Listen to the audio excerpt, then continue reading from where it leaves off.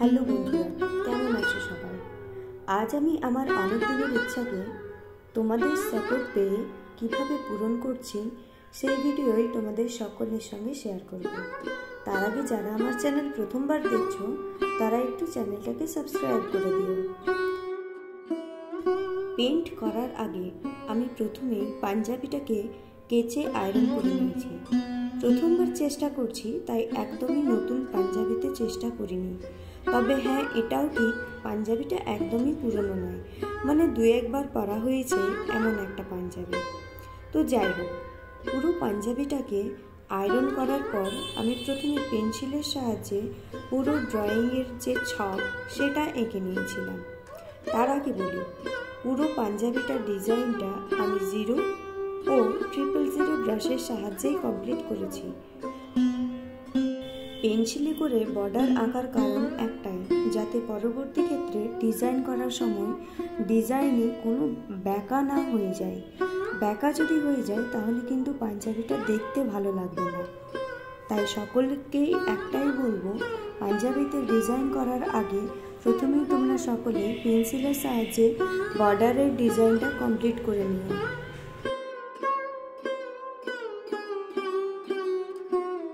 বর্ডারটা পেন্সিলের সাহায্যে আঁকার পর 0 সাইজের ব্রাশের সাহায্যে পুরোটা কমপ্লিট করেছি। এখানে আমি ক্যামেলের ফেব্রিক কালার দিয়ে পুরো পাঞ্জাবিটার ডিজাইনটা করছি। তোমরা যদি বাড়িতে কেউ চেষ্টা করো তাহলে অ্যাক্রিলিক কালার দিয়েও করতে পারো। বর্ডারটা কালার করে নেওয়ার পরে ভালো করে শুকনো করে নিতে হবে, না হলে কিন্তু ভেতরের ডিজাইনটা করার সময় হাতে লেগে যেতে পারে।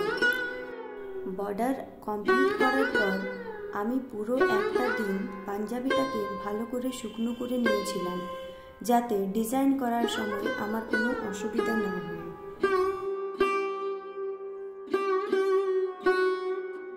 তোমরা দেখতে পাচ্ছ, আমি ডিজাইনটা করার আগেও পেন্সিলের সাহায্যে ডিজাইনটা এঁকে নিয়েছিলাম, কারণ যেহেতু এটা আমার প্রথমবার, তাই ডিজাইনেও যাতে কোনো ভুল না হয়, তাই পেন্সিলের সাহায্যে ডিজাইনটাও আমি হালকাভাবে এঁকে নিয়েছি। তো এখানে আমি পেন্সিলেই করেছি। তোমরা যদি চাও তাহলে যে কালার দিয়ে তোমরা ডিজাইন করবে সেই কালারের পেন্সিল ইউজ করতে পারো।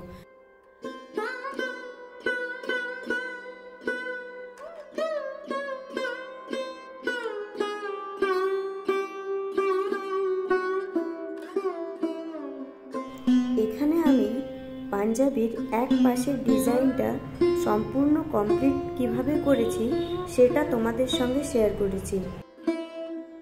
যেহেতু আমার দুটো পার্টই প্রায় একই ডিজাইন, তাই উল্টো পাটের ডিজাইনটা আমি শেয়ার করিনি।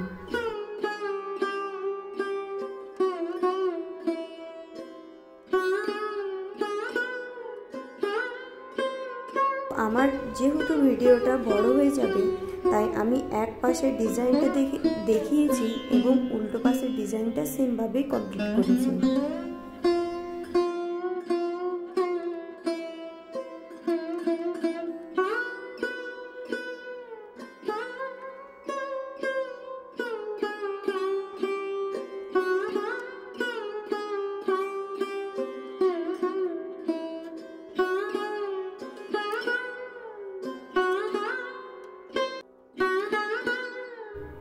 এই ভিডিওর মাধ্যমে যত স্পিডে কাজটা কমপ্লিট করা হয়েছে বলে মনে হচ্ছে সেটা কিন্তু নয়। এই কাজটা কমপ্লিট করতে আমার প্রায় 5 দিন মতো লেগেছে। এমনও নয় যে শুধু এই কাজটাই করেছি, তবে পাঞ্জাবির ডিজাইনগুলোর জন্য বেশ সময় লাগছিল, কারণ একটু যদি গড়বড় হয়ে যায় তাহলে কিন্তু পাঞ্জাবির পুরোটাই দেখতে খারাপ হয়ে যাবে। তো তাই তোমরা সকলেই যারাই চেষ্টা করবে তারা একটু সময় নিয়েই কাজ করবে।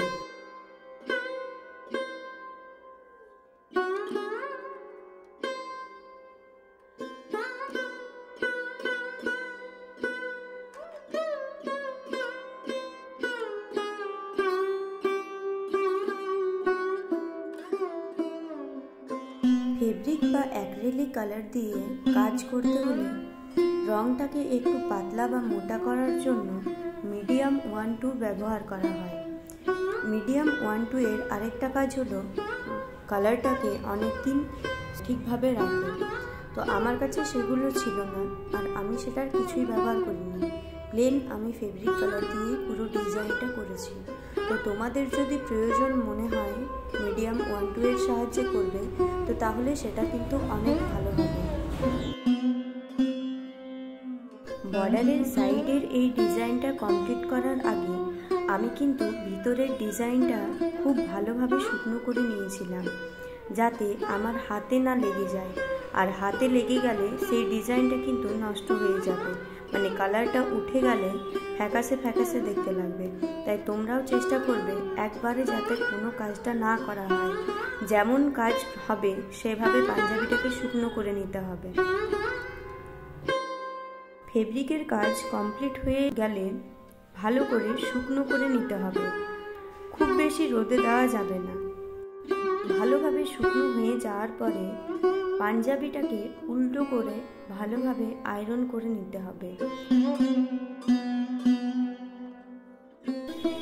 আমার এই কাজটা করার সময় ছিল প্রতিদিন দুপুরবেলা, মানে প্রায় 2-1 ঘন্টা করে।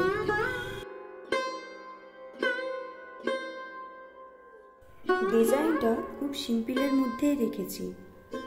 আমার এই প্রথমবারের নতুন চেষ্টা কেমন হয়েছে কমেন্ট করে জানাতে ভুলো না। তোমাদের সামান্য সময়ের কমেন্ট করাগুলো থেকেই আমি কিন্তু নতুন কাজ শেখা আর সেই কাজটা করে তোমাদের সঙ্গে শেয়ার করার উৎসাহ পাই। তো প্লিজ কেউ কমেন্ট করে জানাতে ভুলো না।